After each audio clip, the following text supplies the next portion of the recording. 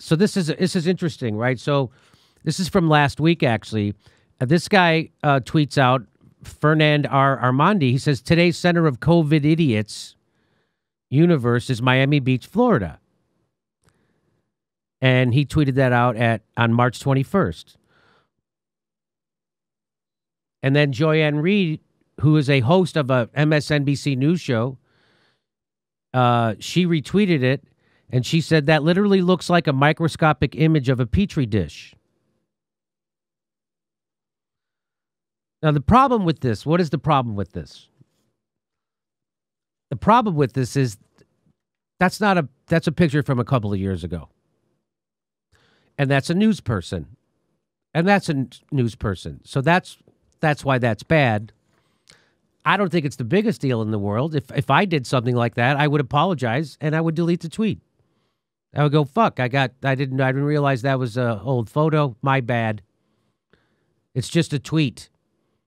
Not like I did a news report on it. You know, that's what I would say, something like that, because that's just a tweet. Well, Stephen L. Miller said a professor and MSNBC analyst with 95,000 followers shared a photo from a beach in 2019. He's racked up over 10,000 shares in the process. Nothing will happen to this account for knowingly spreading disinformation. So what's supposed to happen is that tweet's supposed to be taken down and they're supposed to have their Twitter account locked for spreading misinformation. I mean, according to Twitter. I don't think they should. But that's according to Twitter's rules. Right, Ron? Isn't that what they would do? If you spread misinformation, they'll shut your fucking Twitter account down. You can't spread misinformation, especially about COVID. Yeah, I don't know exactly how the rules work. Like, I don't know how long it is. I mean, I've seen people be suspended for various things, but they should at least be locked out till they correct the misinformation, right? Mm-hmm. Okay. Then Glenn Greenwald retweets this. And he says, MSNBC host Joyanne Reid yesterday spread disinformation far and wide by posting a 2019 photo of a crowded Miami Beach and claiming, based on falsehoods of another MSNBC contributor, that it's from this week. No notation yet from Twitter. Don't expect one. So if you're in a mainstream establishment news person, you can lie, you can spread misinformation, you can spread false information, and nothing will happen to you, and nothing will happen to your post, by the way. And really, Ron, they couldn't find a current picture of someone being careless during a pandemic in Florida? They couldn't find one? They had to go... Go ahead. Yeah, it would have been pretty easy. It would have been pretty easy. I'm sure there were probably multiple images to choose from, and they, for whatever reason, picked one from 2019. Glenn Greenwald then realizes that because he tweeted that out, she blocked him. Oh no, after years of such gratifying and fulfilling exchanges, it ends like this. Seems like it would have been easier and, more journalistically ethical to just correct your widespread disinformation. You would think. Not her fault. Someone hacked the internet and uploaded that photo. Joy Reid gets targeted for that kind of harassment regularly.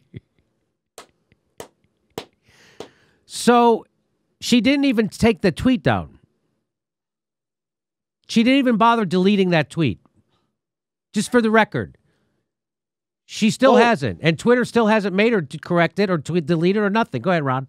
She is kind of notorious for refusing to take accountability. I mean, she'll go as far as to claim there are time-traveling Russian hackers to avoid taking accountability for that literally have a time machine and can travel into the past.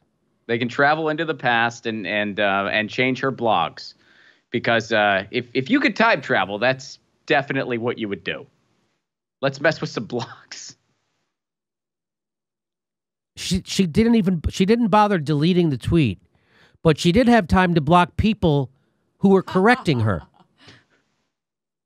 And she wished the Affordable Care Act a happy birthday too. Did you see that? Yeah, I did. Yeah, I did see that.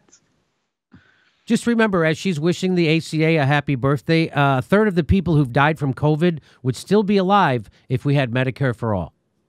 A third of the people. So there's your MSNBC is horrible and Twitter. So there you go. There's your establishment media right there. There's your Twitter completely ignoring a blatant violation of their rules.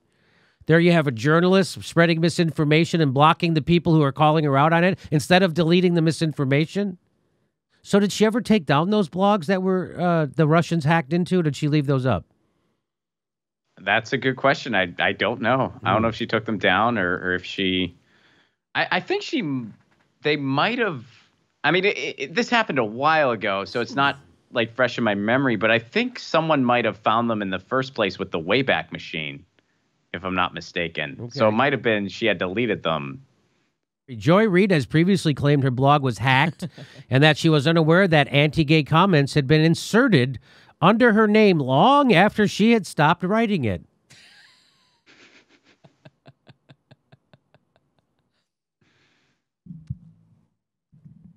MSNBC has stood by her pending an FBI investigation. The FBI is going to investigate whether somebody's blog got hacked? Great use of resources. The bizarre allegations have raised questions about Joy Reid's honesty and integrity. Really? She still has an MSNBC contract. Really? What questions remain?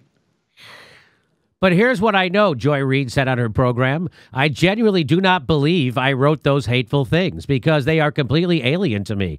But I can definitely understand, based on the things I have tweeted and have written in the past, why some people don't believe me. I've not been exempt from being dumb or cruel or hurtful to the very people I want to advocate for. What?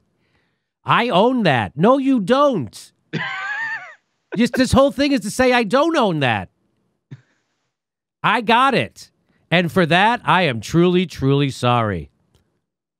So she's still saying, sticking with the time-traveling Russian hackers thing, but I get some of you might not be sold. But I'm apologizing for something else. Why would you apologize for if you didn't do it?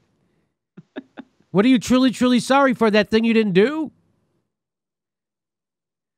Reid recently claimed that her website had been hacked and that the homophobic posts were fabricated to smear her. But the post appeared to have been archived by the Library of Congress. So these were very savvy time-traveling hackers. They hacked into the Library of Congress.